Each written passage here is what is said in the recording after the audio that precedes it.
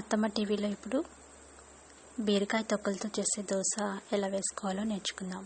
ఈ fibre rich dosa ఈజీగా తయారు చేసుకోవచ్చు.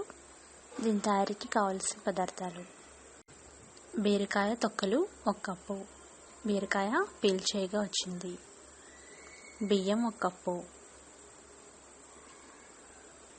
మినపప్పు 1/2 కప్పు, జీలకర్ర 1 టీ స్పూన్,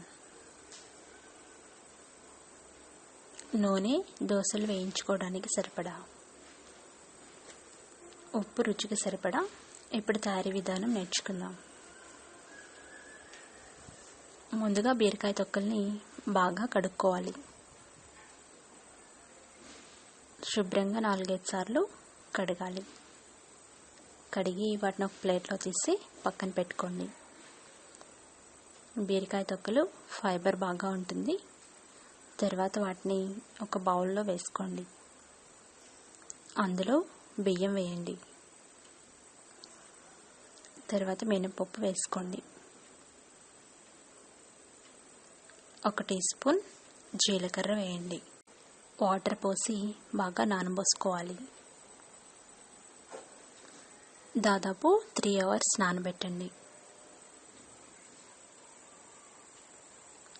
ఇప్పుడు నానిన దాన్ని తీసుకొని గ్రైండ్ చేసుకోవాలి. ఒక మిక్సీ జార్లో తీసుకొని కొద్దిగా వాటర్ వేసుకుంటూ మెత్తగా ఈ విధంగా గ్రైండ్ చేసుకోండి. దోసల పిండి మాదిరిగా గ్రైండ్ చేసుకొని ఒక బౌల్లో తీసుకొని దాన్ని 3 గంటల పాటు ఫర్మెంట్ చేసుకోవాలి. 3 గంటలు నానిన తర్వాత తవా పెట్టి వేడి చేయండి. ఇప్పుడు దోసల పిండి బాగా నానింది. ఈ విధంగా కాస్త పొంగుతుంది. ఇలా తయారైన పిండిని దోశలాగా పోసుకొని స్ప్రెడ్ చేయండి.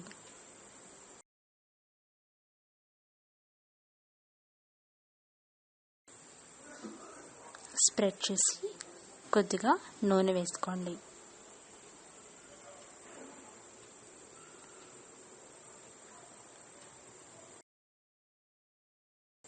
రెండో వైపు కూడా తిప్పి కాల్చుకోవాలి.